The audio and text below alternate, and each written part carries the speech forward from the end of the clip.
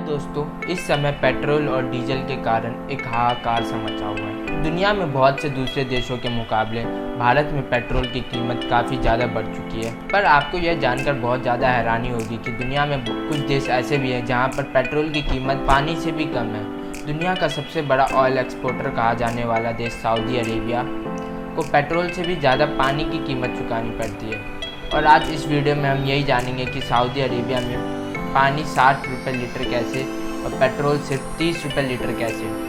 दोस्तों, इस बात में तो कोई शक नहीं है कि दुनिया में तेल की इम्पोर्टेंस बहुत ज़्यादा है, क्योंकि आज हम इंसानों के सभ्यता को चलाए रखने के लिए और आगे बढ़ाने के लिए पूरी दुनिया में तेल की बहुत ज़्यादा ज़रूरत है। और यही कारण है कि तेल एक्सपोर्ट करने वाले देश आज दुनिया के सबसे अमीर देशों में शुमार किए जाते हैं। जिस तरह दुनिया को चलाने के लिए तेल की ज़रूरत है, ठीक उसी तरह हम इंसानों को ज़िंदा रखने के लिए पानी की भी ज़रूरत है, क्योंकि पानी के बिना तो जीवन की कल्पना करना संभव नहीं है। और जैसा कि हमने आपको पहले भी बताया कि सऊदी अरेबिया में पेट्रोल की कीमत पानी से भी कम है, क्योंकि आज अगर हम बात करें तो सऊदी अरेबिया में 1 लीटर पेट्रोल की कीमत 1.55 सऊदी रियाल है, जो कि हमारे देश के 31 रुपये के बराबर है लगभग। और पानी की बात करें तो इस समय वहाँ 1 लीटर पानी की कीमत 2.73 सऊदी रियाल है, जो कि हमारे देश के करेंसी के लगभग 54 रुपये के बराबर है। अब सवाल यह आता है कि सऊदी में तेल इतना सस्ता क्यों और पानी इतना महंगा। दरअसल एक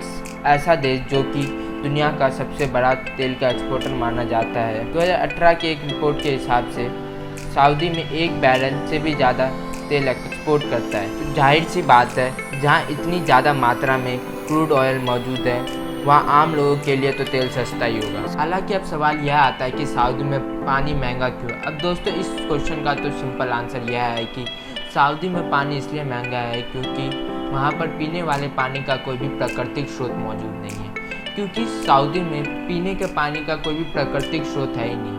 अगर आप इसके मैप पर नज़र डालें तो आपको नज़र आएगा कि ना ही यहाँ पर कोई नदी बहती है, ना ही यहाँ पर कोई झील है, ना ही कोई तालाब है। यहाँ तक कि बारिश भी यहाँ पर साल में 1-2 बार होती है, जो कि सऊदी की समस्या पर कोई ख़ास फर्क नहीं पड़ता है। इस देश में आपको चारों तरफ रेत ही नज़र आएगा।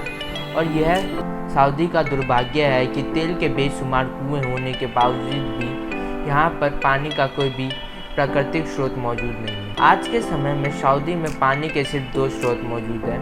पहला ग्राउंड वाटर, यानी कि ज़मीन के नीचे का पानी, और दूसरा ऑप्शन है समुद्र का खारा पानी, जिसको पीने लायक बनाने के लिए काफ़ी ज़्यादा पैसा खर्च करना पड़ता है। तो दोस्तों, पहले हम बात कर लेते हैं ग्राउंड वाटर की, जो कि दुनिया में पीने के पानी का सबसे अहम स्रोत माना जाता है। इस समय सऊदी के अंदर नीचे जो पानी मौजूद है वो लगभग ख़त्म होने की कगार पर आ चुका है। दरअसल ग्राउंड वाटर का बैलेंस बारिशों से बनता है। पर्याप्त मात्रा में बारिश अगर होती रहे, इससे ग्राउंड वाटर का लेवल हमेशा मेंटेन रहता है, जो कि सऊदी में तो बारिश होती नहीं है, या फिर होती भी है तो साल में सिर्फ गिने चुने दिन। इसलिए वहाँ पर ग्राउंड वाटर हमेशा नीचे ही रहता है।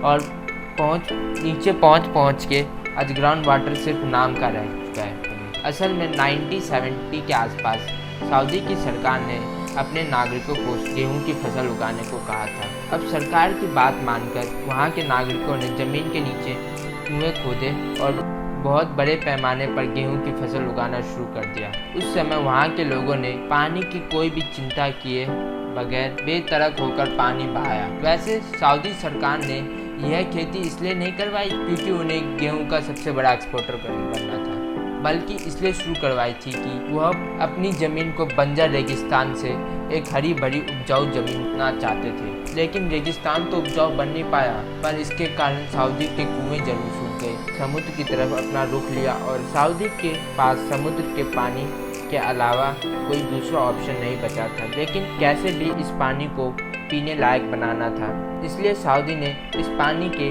बहुत बड़े बड़े प्यूरीफायर टैंक बनवाए, जिनको डिसैलिनेशन प्लांट भी कहा जाता है। दरअसल इन प्लांट में समुद्र के खारे पानी को नमक से अलग कर इसको पीने लायक बनाया जाता है। लेकिन इसका सबसे बड़ा खामी यह है, यह प्रोसेस जितना सुनने में आसान लगता है उतना ही कॉम्प्लेक्स है, क्योंकि दिन रात चलने वाले इन मशीनों को बहुत सारी ऊर्जा की ज़रूरत होती है। इसको चलाने का भी खर्चा बहुत ज़्यादा आता है। और यही कारण है कि सऊदी में पानी इतना महंगा और पेट्रोल इतना सस्ता क्यों है। आपको सऊदी की इस समस्या के बारे में जानकर कैसा लगा हमें कमेंट बॉक्स में ज़रूर बताइएगा और यह वीडियो देखने के लिए आपका बहुत बहुत धन्यवाद।